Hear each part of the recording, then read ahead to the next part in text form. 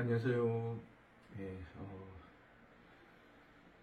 제가 또 카메라를 켰습니다. 저기, 내일 우리가 수업이 있지 않습니까? 있는데, 제가 내일 용인에 용인문학회에서 행사가 있습니다. 그래서 토요일날, 올라갔다가 하룻밤 자고, 이제 일요일날 내려오게 돼 있는데, 그 토요일날 행사 마치고, 이제 용인에서 하룻밤을 모텔이든 어디서 제가 그냥 하룻밤 자고 그 다음날 내려올 건데 우리 저희 강의 시간 9시를 그 문학회 행사가 마치고 나서 정확하게 그때까지 숙소에 들어갈 수 있을지 제가 좀 정확하게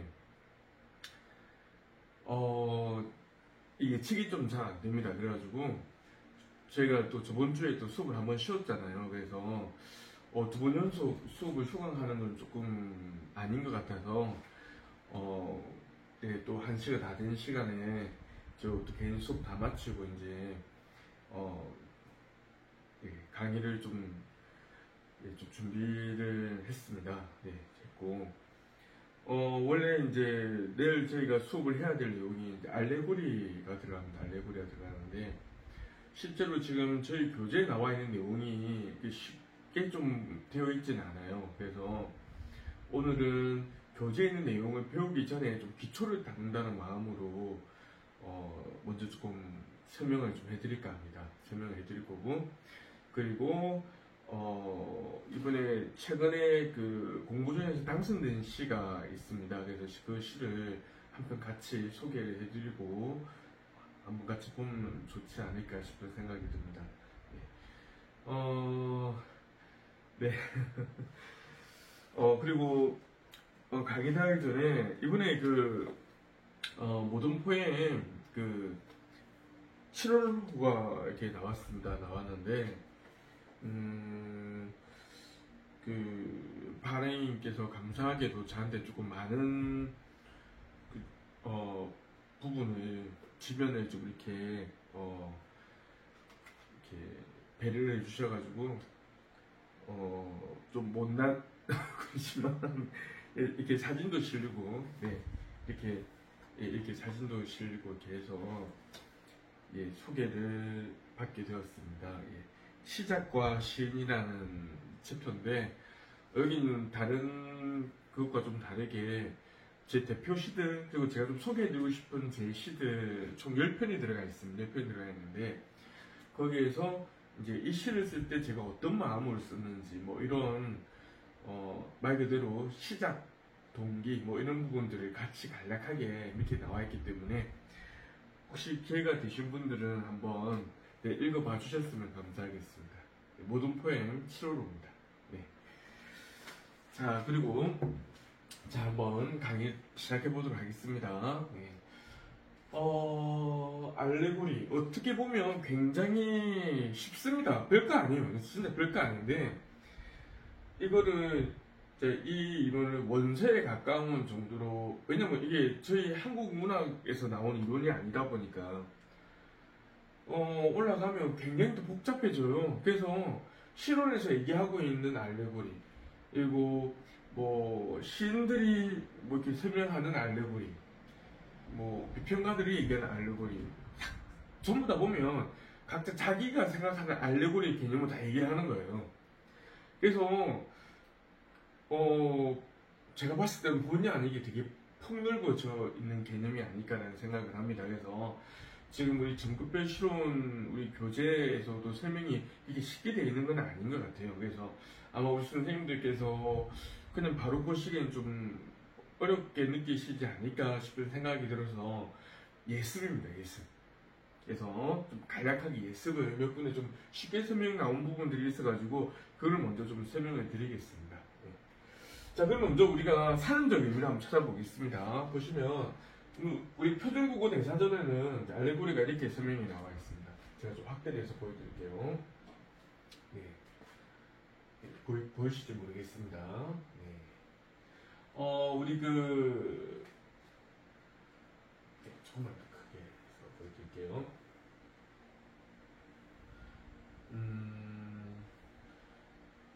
우리 실온에는 이 알레고리의 어원부터 해서 네, 그런 것들을 설명이 다 나와 있습니다. 우리 교재에 책 있으니까 그것도 참고하시면 될 것 같고, 일단 지금 표준국어 대사전에서는 현재 어떻게 사전적 정의를 내리고 있는지 한번 보도록 할게요. 예, 문학용어라고 합니다. 문학용어. 그래가지고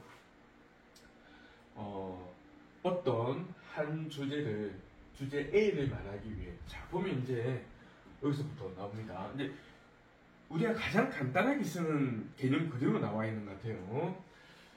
보시면 네, 여기에 한 주제 A를, 그러니까 주제가 있으면 주제. 그러면 당연히 이거는 어떤 관념적인 거겠죠. 관념적인 거. 그렇죠. 주제를 말하기 위해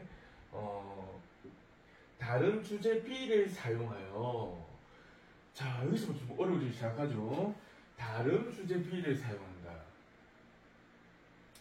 자 그럼 여기서 이제 우리가 비슷한 게 있었던 걸 본 적이 있어요. 그게 바로 비유였습니다.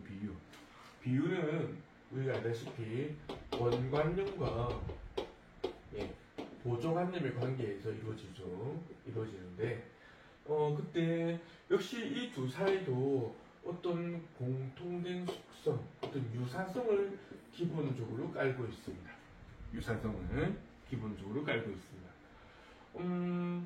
자 근데 이 알레고리는 여기 포함되겠죠. 이 구조에서 포함되긴 포함됩니다. 그래서 어떤 책에서 그냥 은유의 비유의 한 일종이다라고 설명을 하고 있는 책도 있습니다. 자 그래서 이 원관념이 A라는 주제인 거죠. 쉽게 얘기하면. 근데 이거를 유사성 있는 다른 주제 B를 가지고 설명을 한다는 겁니다. 비유랑 너무 구조가 비슷하죠. 네. 그러면 당연히 뭐가 중요하겠어요? 이 원관념을 시인 입장에서는 이 원관념을 어떻게 이 글쓴이가 자신의 의도를 어떻게 드러내느냐, 잘 전달하고자 하느냐, 네 이게 제 고민일 거고, 그 훨씬 더 풍성하고 아름답게 표현하기 위해 심미적인 요소들을 이용을 해서 표현하는 게 보조관념을 가져오는 겁니다. 알레고리도 똑같죠? 네, 똑같습니다. 자 그리고 계속 보겠습니다. 적절히 암시하면서 주제를 나타내는 수사법이다 라고 되어 있네요. 자 여기서 중요한 것은 암시하면서, 그러면 주제가 겉으로 드러나 있지 않다는 겁니다. 그럼 우리는 이걸 뭐라고 부르냐면 우의적이라고 해요. 주제가 말하고자 하는 바가 숨겨져 있다는 거죠. 우의적이다. 네. 직접적으로 표출되어 있는 게 아니라, 직접적으로 드러나 있는 게 아니라 우의적 성격을 가지고 있다. 이런 수사법 중에 하나다라고 얘기를 하고 있네요. 자 그리고 조금 더 보겠습니다. 은유법과 유사한 표현 기교라고 할 수 있다. 자 여기서도 보니까 뭐랑 비슷하다고 돼 있네요. 예, 은유법과 유사하다고 돼 있죠. 그 이유는 아까도 말씀드렸지만 원관념과 보조관념의 관계 때문에 그렇습니다. 네, 그래서 네, 그리고 그 원관념과 보조관념 사이는 뭐가 있어야 되죠? 네, 유사성이 있어야 됩니다. 자 그래서 은유법이 하나의 단어나 하나의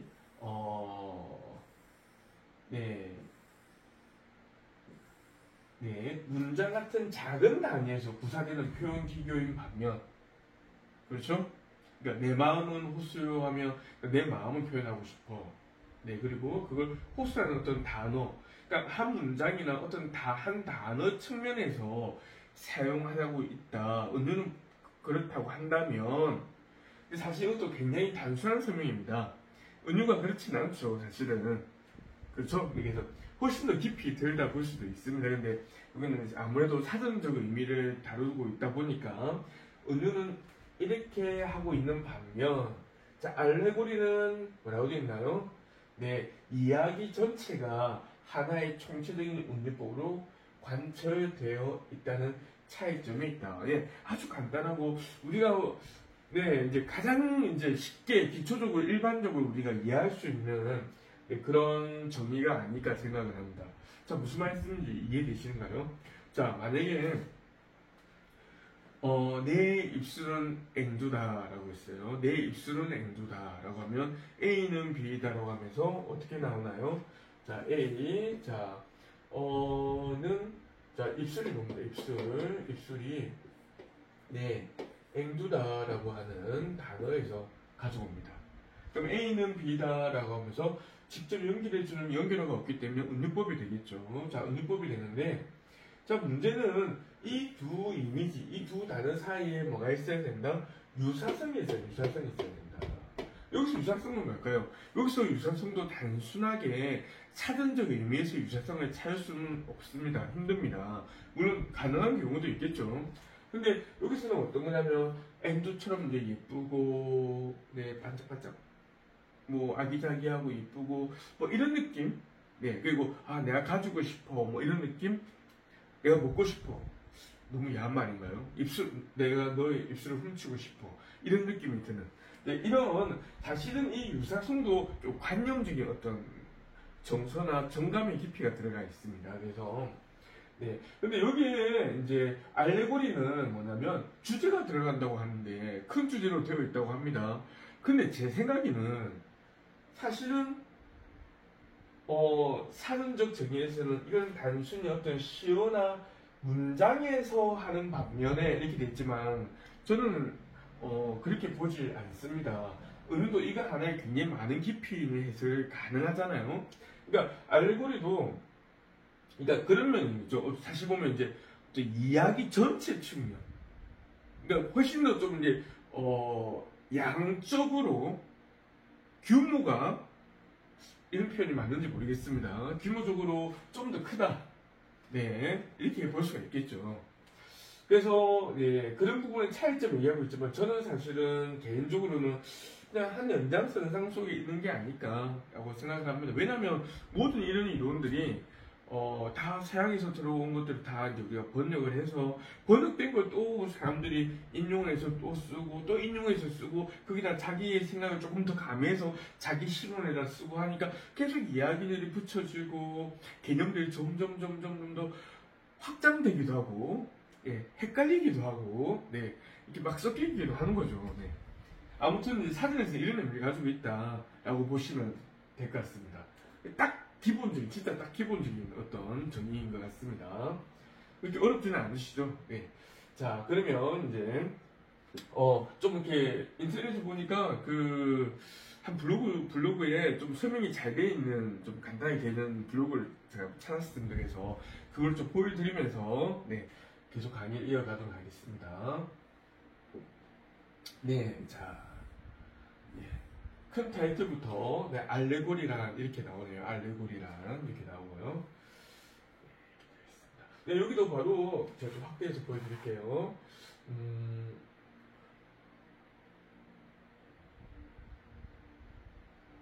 네, 이 정도 크기면 될 것 같은데요. 네, 자, 그리스어 알레고리아에서 유래했다. 여기도 어원이 설명이 나옵니다. 알레고리아에서 유래했다.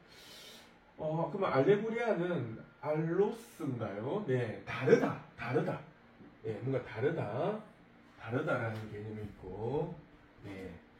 그리고 말하다라는 의미를 가진 그리스어의 합성어다. 그러면 이걸 좀 조합해서 우리가 이제 본다면 어떻게 되겠습니까? 다르게 말한다라고 되는 거죠. 뭔지 아시겠죠? 자, 원래는 A라고 우리가 정보 전달의 글이나 어떤 주장하는 글이나 이렇게 사실 조금 표면적으로 주제가 좀 잘 드러나야 하는 글의 종류 그런 갈래에서는 A를 직접적으로 바로 설명을 해야겠죠. 근데 이제 문학에서는 아무래도 A를 바로 얘기하는 게 아니라 다른 걸 가져와서 얘기하는 근데 전달하고자 하는 말은 그대로 그 안에 숨어 있는 거죠. 아까 말씀드린 것처럼 우유적으로 주제가 숨어 있는 거죠. 네. 그래서 다르게 말한다. 이렇게 어원에서는 우리가 이렇게 이해를 할 수가 있을 것 같습니다. 어렵지 않으시죠? 네. 자, 그 다음에 계속 이어서 보도록 할게요. 알레고리는 추상적인 것을 구체적으로서 달리 말하는 방법이다. 자, 이것도 이제 아까 그 사전적 정의와 좀 조금 더 또 다른 느낌의 전에 제가 강의 때 설명드렸던 것처럼 우리가 추상적이다라는 개념이라고 쓰면 관념적이다 비슷한 같은 의미로 쓰지 않습니까? 자, 얘는 구체적이다. 구체적인 이미지. 네, 같은 말로 구상적이다. 구상적이다. 자, 우리가 이제 미술에서도 이제 뭐 예를 들면 그 신발 같은 거 하나 얹어놓고 똑같이 그리는 거예요, 이렇게. 그럼 우리는 그걸로 이제 뭐라고 부르냐면 구상화라고 하잖아요, 구상화. 자, 그런데 그 신발을 해체하거나 또는 화가의 어떤 자신의 다른 시각, 다른 관점에 의해서 다르게 표현하는 거예요. 형체를 해체시키는 거예요. 그럼 이제 뭐가 됩니까? 추상화가 되죠. 그때 쓰는 그 개념과 똑같다고 보시면 될 것 같아요. 그러니까 우리가 이런 추상적인 어떤 것들을 구체적 이미지, 구상적 이미지로 표현하는 거. 이렇게 되어 있네요. 그럼 이거는 우리가 알고 있는 뭐랑 비슷합니까? 이 설명은 네, 바로 관념의 구체화. 관념의 구체화랑 비슷하죠. 관념의 구체화. 그러니까 이렇게 약간씩 알레고리에 대한 설명들이 조금씩 차이가 있습니다. 그래서 어떤 책을 읽으실 때 이 글 쓰는 알레고리의 개념의 범주를 이 정도 이렇게 바운더를 잡고 설명하고 이 단어를 사용하고 있구나, 이 개념을 쓰고 있구나. 자, 이런 걸 판단하시면서 읽으시는 게 좋을 것 같습니다. 네. 그래서 관념의 구체. 제가 전에 강의 때 소개해드렸던 작품이 있었죠. 네, 우리 황진인 시조. 이미 우리 두번 시할 때도 이미 이런 기법들이 있었다고 했습니다. 동짓달 기나긴 밤을 동지니까 밤이 가장 길어요. 1년 중에 긴 밤이에요. 독서 공부를 오래 해야 돼. 그래서 너무 외로운 밤이야. 예. 그런데 그 한 헐이 보여내요. 이렇게 나오죠. 한 헐이 잘라내. 마치 뭔가 이렇게 고기나 빵 이런 것처럼 자를 수 있는 존재로 표현. 시간이라는 개념을 뭔가 자를 수 있는 존재로 표현하는 거죠. 이걸 우리는 관념의 구체화라고 합니다. 예. 또는 추상적 이미지를 구체적인 이미지 그냥 이렇게 풀어서 쓰기도 하고요. 관념의 구상화 뭐 이렇게 쓰기도 합니다. 네. 자, 그래서 이런 설명이 정의가 나옵니다. 구체적인 사물이나 형상을 통해 추상적인 관념을 암시적으로. 근데 이건 동일하네요. 보이시죠? 암시적으로. 아까 얘기했지만 뭡니까? 겉으로 직접 드러내는 게 아니라 우의적으로. 네, 드러내는 기법을 볼 수 있어요. 이렇게 되어 있네요. 네.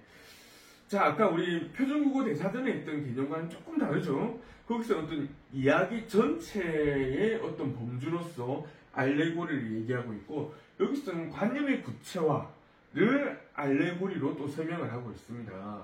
근데 이거는 사실 계속 이렇게 근원을 찾아서 올라가 보면 아마 그 의도는 같은 뿌리에서 나왔을 거예요. 왜냐면 아까 했지만 이야기 전체에서도 우리가 다른 이야기로 B라는 것으로 A라는 이야기를 주제를 드러내려면 그렇죠? 이 개념이잖아요. 얘도 마찬가지로 얘를 이런 걸로 표현한다는 거예요. 그러니까 기본적인 공식은 똑같은 거죠. 근데 이 알레고리라고 표현되는 이 개념의 범주를 어디까지 볼 것이냐 라는 것은 좀 상당히 좀 많은 견해들이 있다 이렇게 보시면 좋을 것 같습니다. 네. 자, 그리고 계속 보겠습니다. 우리말 번역으로는 아까 제가 말한 우의적이다, 우유적이다. 다음에 이것도 유는 비유할 때 유라고 생각하시면 됩니다. 마시는 거 아니고요. 자, 그리고 풍류 등이 있다. 이게 유자들이라는 건 이제 다 아시다시피 지류, 은유, 뭐 화류, 이런 대유 이런 건 전부 다 뭡니까? 비유에 포함되는 말들이죠. 비유에 포함되는 말들입니다. 그리고 이중의가 가장 많이 활용된다 이렇게 될 거예요. 그럼 이중의면 말 그대로 한 번 더 꼬았다는 거 아니겠어요? 숨겼는데 그걸 또 한 번 더 꼬았다. 네. 그래서 이거는 정말 잘 표현하지 못하면 아예 독자들이 진짜 전달하고자 하는 작가의 메시지를 잃을 수도 있겠네요. 그렇죠? 네. 자, 예술 장르 중에서 주로 미술과 문학 작품에서 알레고리 형식을 차용합니다. 많이 이걸 빌렸습니다. 주인공으로 등장하는 동식물의 존재를 표현하기에 적합한 장르적 특성 때문이다. 자, 여기서 이제 동식물의 존재, 이게 이제 그 구체적인 대상인 거죠. 그래서 우리 문학에서는 주로 제일 많이 쓰는 게 바로 뭡니까? 이거죠, 이거. 우화. 그래서 알레고리를 그냥 우화와 똑같은 개념으로 보기도 합니다. 네. 비슷한 말들이지만 좀 보십시오. 뭐, 우회, 그 다음에 우의, 뭐, 이런 말들이, 뭐, 비슷한 단어들이 많죠? 근데 우화라고 하면 우리가 잘 아는 이솝우화 생각하시면 됩니다. 거기 보면 이제 거북이랑 토끼랑 경주하는 이야기도 나오고요. 여우랑 두루미가 밥 먹다가 서로 싸우는 얘기도 나오잖아요. 그렇죠? 예, 그러니까 사람이 아닌 걸 인화해서 이렇게 표현을 합니다. 하지만 그 애들이 식사하면서 서로 싸움, 갈등이 중요한 게 아니라 거기서 뭘 전달하고 싶은 겁니까? 작가는 서로에 대한 배려를 하자라는 거죠. 배려를 하자. 이런 주제를 이런 존재들을 통해서 표현했다. 자, 공식 생각하시죠. 온갖님과 보조관님. 그렇죠? 자, 그래서 우화적인 작품들, 우리 이소부와 같은 이런 우화적인 작품들은 다 알레고리라고 설명을 하기도 합니다. 그래서 점점점 알레고리가 범주가 넓어지고 있습니다. 이제. 자, 그럼 여기 비슷한 말, 우회적인 건 뭐냐? 네, 예, 말 그대로 돌려 말하기입니다. 돌려 말하기. 우회적 표현. 이건 이제 우리 화용론 그리고 화법에서는 이걸 갖다가 이제 완국어법이라고 해서 야, 그 문 좀 열어. 이렇게 직설적으로 표현하지 않고 애 혹시 덥지 않니? 뭐 이렇게 돌려서 표현한다는 거죠. 그러니까 화법에서는 보통 그렇게 우회적 말하기 할 때 쓰는 용어이기도 하고요. 문학에서는 이제 역시 주제를 직설적으로 또는 직설적으로 표현하지 않고 어떻게 했다? 네, 돌려서 표현했다 이겁니다. 돌려서 표현했다. 네, 이런 작품들이 다 뭐 주제가 다 이렇게 되어 있는 거 아니겠어요? 다른 말이지만 보통 우화적인 작품, 알레고리가 있는 작품에서 이런 성향들이 많이 드러나는 거죠. 그리고 아까 말씀드렸던 우유적이다. 주제를 숨겼다. 자, 사전적인 의미는 다르지만 보통 우화 같은 알레고리가 사용된 작품에서 보통 많이 나오는 성격들이다. 이렇게 보시면 되겠습니다. 자, 계속 보도록 할게요. 네. 자, 여기 보면 이렇게 캡스전 마크가 붙어 있습니다. 그러면 알레고리는 우화랑 같은 거야? 같을 수도 있고 다를 수도 있습니다. 보는 사람마다 좀 다릅니다. 네. 그럼 어떤 면에서 같게 볼 수 있고, 또 어떤 면에서는 또 다르게 볼 수 있는지, 아까 제가 말씀드렸던 원관념과 보조관념, 그 구조를 잘 생각해 보시면, 네. 좀 더 스스로도 판단이 되시지 않을까 싶어요. 자, 계속 보겠습니다. 네. 자, 알레고리는 예전에 우화동이란 말로 사용되었습니다. 이게 이제 전통적 개념의 알레고리입니다. 실제 서양에서 이제 실제 사용되었던 예전에 전통적으로 사용됐던 개념입니다. 근데 현대문학으로 오면서 이제 알레고리 영역이 훨씬 더 많이 넓어진 거죠. 네, 그래서 현재에 와서도 우화로 번역되는 경우가 종종 있습니다. 우화와 같은 개념이다라고 지금도 그렇게 쓰고 있는 사람들이 있다 이 말입니다. 자, 우화는 인간이 아닌 동식물을 통해 아까 제가 말씀드린 이소부화 같은 거 말씀드렸습니다. 교훈을 전달하려는 설화를 의미합니다. 사람처럼 말을 할 줄 아는 동식물이 주로 등장해요. 우리 잘 아는 거죠? 네, 너무 쉽게 설명이 되지 않습니까? 네. 자, 다음에 자,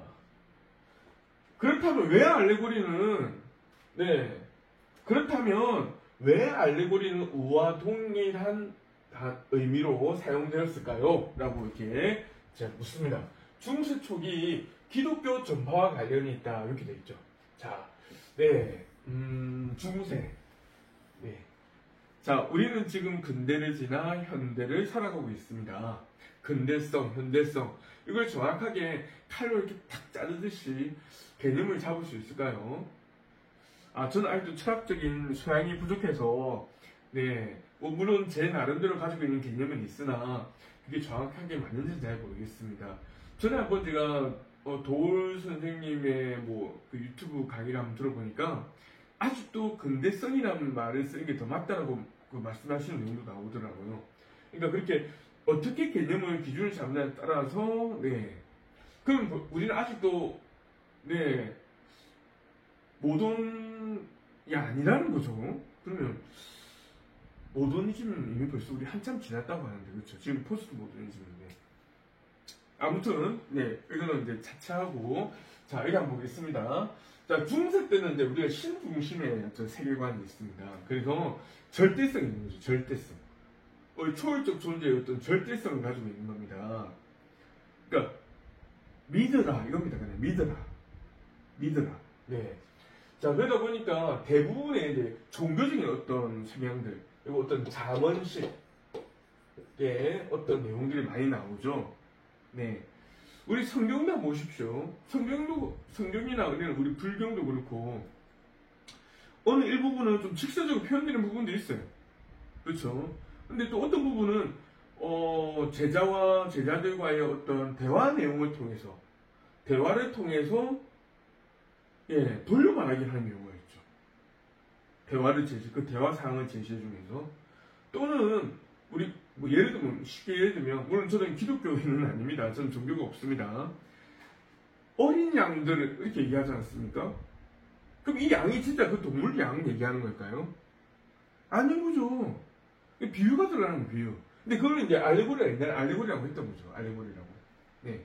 자, 그래서 대부분 다 보면 이 알레고리를 전통적으로 사용했던 이유는 뭐냐? 첫 번째는 딴 거 없습니다, 그냥.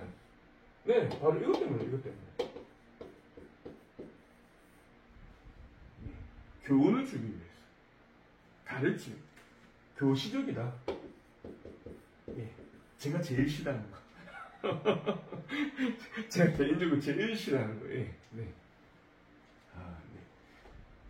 네. 이런 식으로 얘기하는 사람 근처도 가기 싫어하는. 네, 그래서 저는 꼰대들 굉장히 싫어합니다. 네.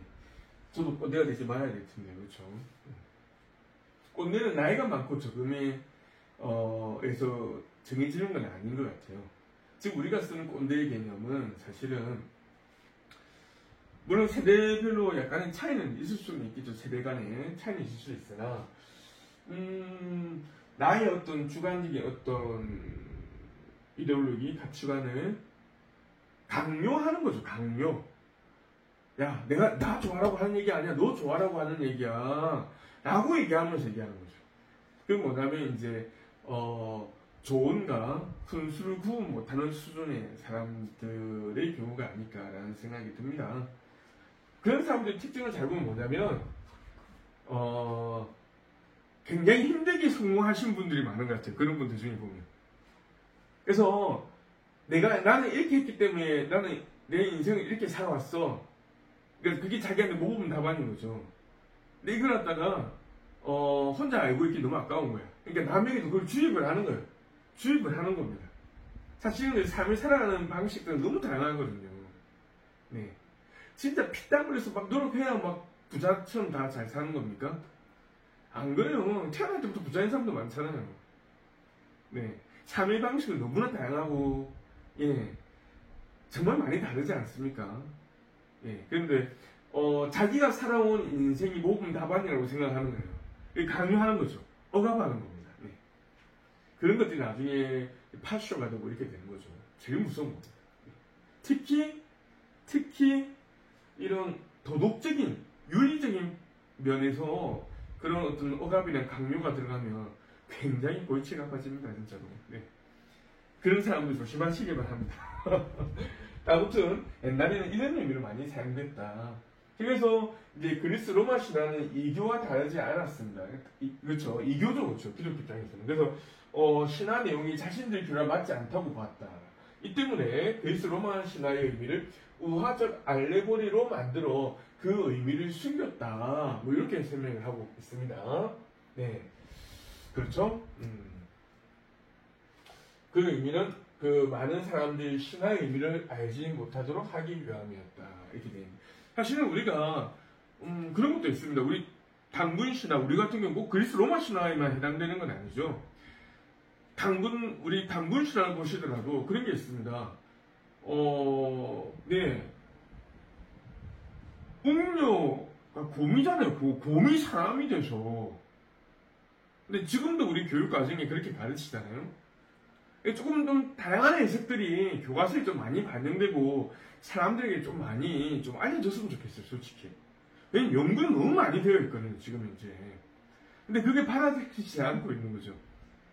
네. 저는 개인적으로 좀 심사관의 영향도 좀 있지 않냐는 생각이 드는데, 한 가지 예를 들면 이런 겁니다. 뭐냐면, 이제, 보면 환웅할 때 웅자와 웅녀할 때 웅자가 같은 거예요. 근데 환웅은 신이고, 웅녀는 곰이래요. 네. 그 곰이, 배어하는 그 동물 곰이라고 하는데, 실제로 우리가 어원을 따지면, 자, 이런 단어의 어원을 가지고 있습니다. 이게 뭔가 이게 대지를 상징하죠. 그럼 웅유는 뭐냐면 가이아, 대지의 여신 이렇게 해석되는 거죠. 그러니까 이게 계속 이제 그냥 이게 우리 그 화명이 내려오고 호랑이랑 곰이랑 다이어트 하다가 누가 이겼어요? 곰이 이겼어요. 그래가지고 둘이 결혼해서 당군이 탄생했어. 이런 진짜 좀 너무 이런 조금 이렇게 낮은 수준의 이제 이런 교육 방식들 그리고 이런 개념들 좀 이제 벗어나야 되지 않겠습니까?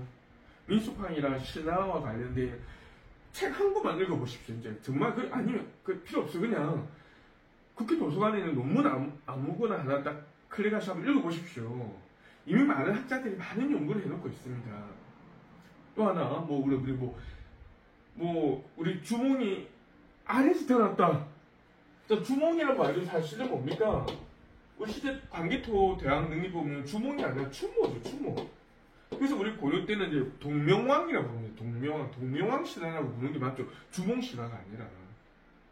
예. 그리고 아래서 우리가 무슨 닭도 아니고 우리 조상이 어떻게 아무리 옛날이라 하지만 아래에서 사람이 태어났다고 그걸 어떻게 그렇게 그러니까 이게 상징적인 신화적인 어떤 의미가 있는 것들이죠. 그래서 이게 문학으로 다 분류가 됐던 거 아니겠습니까? 옛날에는 한자를 이제 훈차, 음차를 했지 않습니까? 그러다 보니까 이게 알다 있죠, 알다? 아는 자, 우주 질서를 아는 자, 세상의 질서를 아는 자, 세계의 질서를 아는 자, 아는 자가 등장했다는 거죠, 아는 자가. 그러니까 우리가 만약에 제가 31cm 자를 하나 가지고 그 시대 타임머신 타고 돌아가잖아요. 그럼 저는 신격화되는 거예요. 질서를 아는 자가 됩니다. 무슨 말인지 아시겠죠? 그럼 이제 우리 흔히 생각하는 석기 시대에서 이제 청동기, 그다음에 뭡니까 철기 이렇게 넘어가지 않습니까? 그런 어떤 새로운 것에 대한 어떤 새로운 운명, 아는 자가 나타났다는 겁니다. 아는 자가. 근데 이제 알다를 이제 우리는 차자 표기를 쓰게 되면 알다, 알 하니까 알람 이렇게 쓰는 거죠. 어쩌면 알람자에서 알을 빌려왔을 수도 있어요. 다양한 해석이 가능한 거죠. 무슨 말인지 이해되십니까? 아무튼 옛날에 이런 것 때문에 이렇게 했대요. 예, 참 답답한 사람들입니다. 그렇죠? 네. 자, 그래서 표면적 의미와 이면적 의미를 한번 구분해서 보도록 하겠습니다. 자, 그래서 알레고리가 구체적인 사물에 빗대어 추상적인 관념인데 아까 말씀드렸던 관념의 구체화. 자, 여기서 구체적인 사물은 1차적으로 표면적 의미에 해당해요. 그러니까 사전적인 지식적 의미에 해당한다 이 말입니다. 겉으로 드러나는 의미라는 뜻입니다. 반면 추상적인 관념, 같은 뜻이에요. 추상적이다, 관념적이다. 이면적이다, 겉으로 드러나는 숨어있는 의미다. 이면적이다, 함축적이다 이렇게 보시면 되겠습니다. 내포적이다. 네, 이렇게 보시면 되겠고요. 그래서 알레고리는 이면적인 의미를 전달하기 위해 표면적 의미를 활용합니다. 계속했던 말 반복입니다. 그렇죠? 어떤 메시지를 전달하기 위해서 다른 걸 이용한다 이거예요, 그냥. 그러니까 우리가 앞에서 했던 비유에서 했던 건 다 똑같은 겁니다, 그냥. 네. 근데 이게 계속 이게 시대가 흐르고 하다 보니까 알레고리의 개념들이 좀 다양하게 사용되기 시작한 거죠, 그냥. 따라서 인물, 행위 등이 이면적 의미와 표면적 의미를 동시에 지니고 있는지가 중요해요. 이렇게 되어 있죠. 네. 자, 그리고 그래야 전달하고 싶은 관념의 적절한 사물에 빗대어 표현해요. 왜 적절한 사물, 왜 그럴까요? 아까 좀 유사성이 있어야 된다. 유사성이 있어야 된다. 라는 겁니다.